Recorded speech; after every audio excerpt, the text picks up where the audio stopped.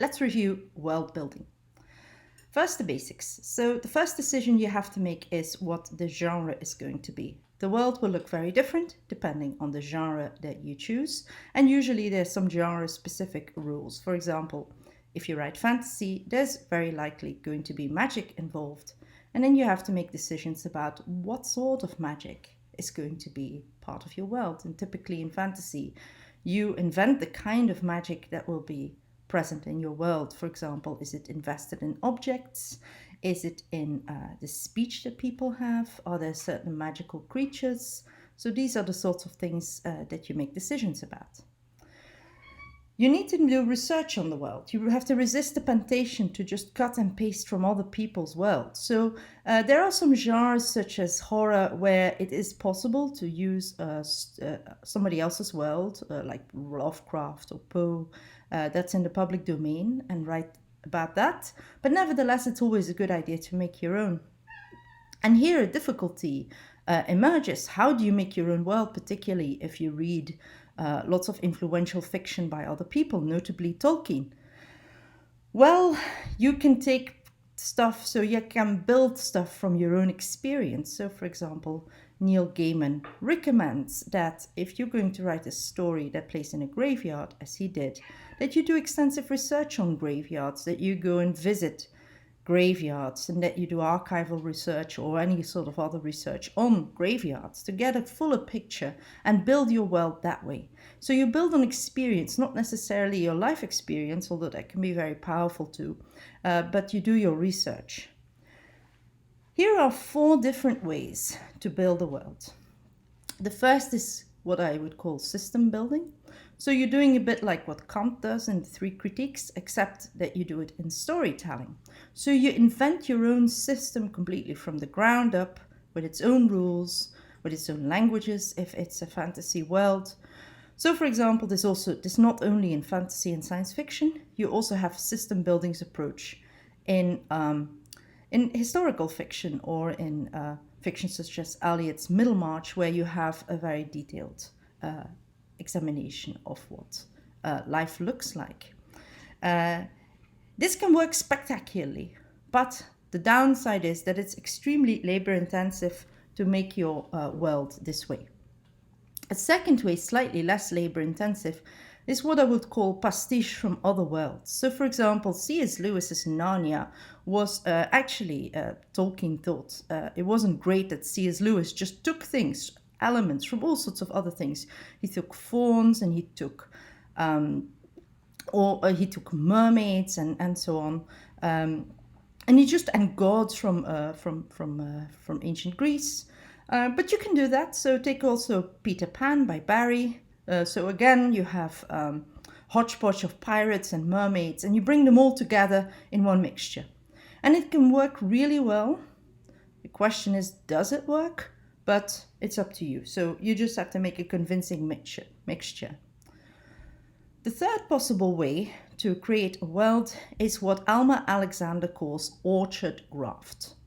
So, very simply, you have one world and then you graft onto that world another world. So, for example, the example she gives is J.K. Rowling. You have the world of magic and wizards, and then you have the world of the English boarding school, and you just put them together. You graft onto the English boarding school the world of magic, and there you have it.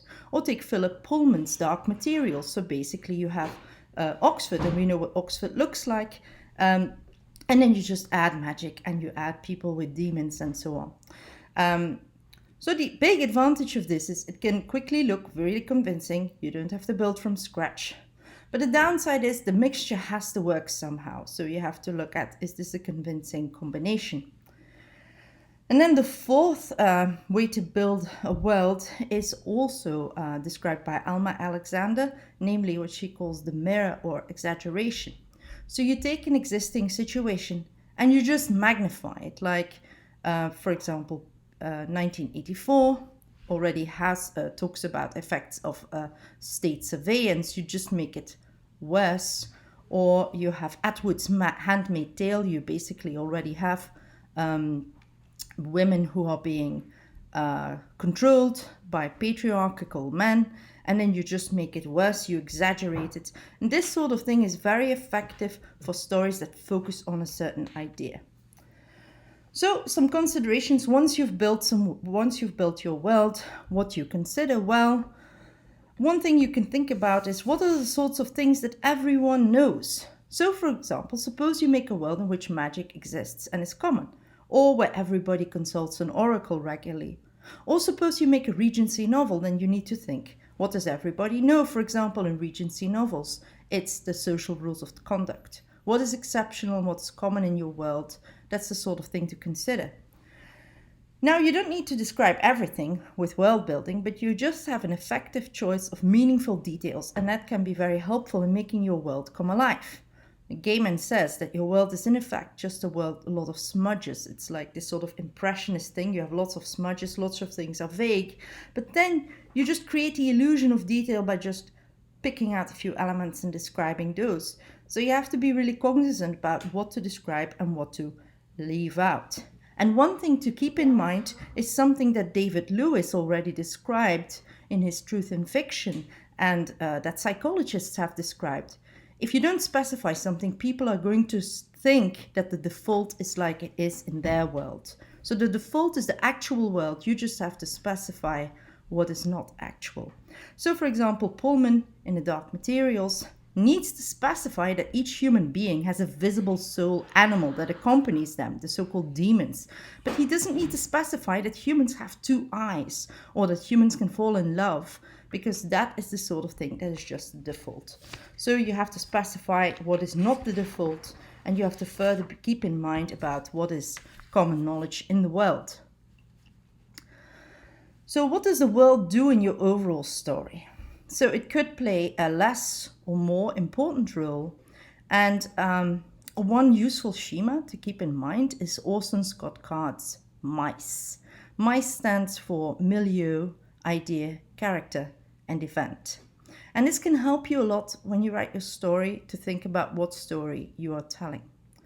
A milieu story is a story that concerns the world surrounding the characters you create. So the world really plays an important role. It's almost a character in itself. Think, for example, about Dune. Dune has this very dry, arid world, and the world is really very important. A lot of science fiction, fantasy, lots of historical fiction is milieu-centered, and it's really important what the world is and what it does. The second element, and I should add that all these elements play a role in every story, but it's just a matter of how important is each of these elements in your story. So next to milieu, we have idea.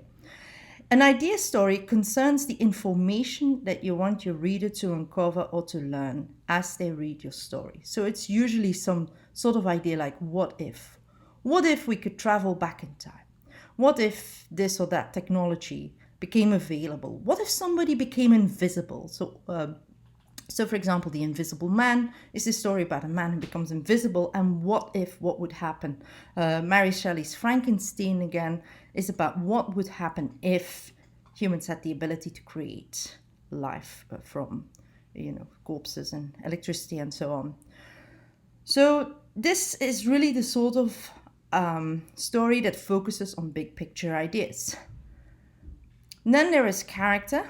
A character story concerns the nature of at least one of the characters in your story and tells you something about the human relationships, enduring ideas about how humans relate to each other. So what do characters do? What are their motivations? Why do they do it? So Jane Austen's fiction is very character driven. It's all about human nature and about understanding the relationships between these characters. And in general, romance fiction tends to be character driven. And then finally, there is event. And an event story focuses on the plot. So it's interesting to note that the 3 first elements don't focus on plot, and yet this is always the thing that we look at when you look at what is a story about. Oh yes, the plot is there is this person and he does this and so on. But actually, there's only a subset of stories that really focus on the plot, on what happens and why it happens. Count of Monte Cristo, main thing about that story is revenge. So similarly, Macbeth. but what happens, person comes to power, and how do you see this happening? In a sense, the character of Macbeth is very interesting, and that of Lady Macbeth as well, but he's a sort of archetype almost. What is more interesting is like what would happen to a person in that situation, and what can that tell us about certain situations. Same with Hamlet, lots of plays by Shakespeare, lots of classic Greek plays, Oedipus, Antigone, etc. So the characters there are less important, and what is important is the events and how they happen. So within this mice quotient, you'll see that milieu is just one element, the world building, but you can see here how it can be really important, how it can help bring your story alive, and how it can really help you convey ideas effectively.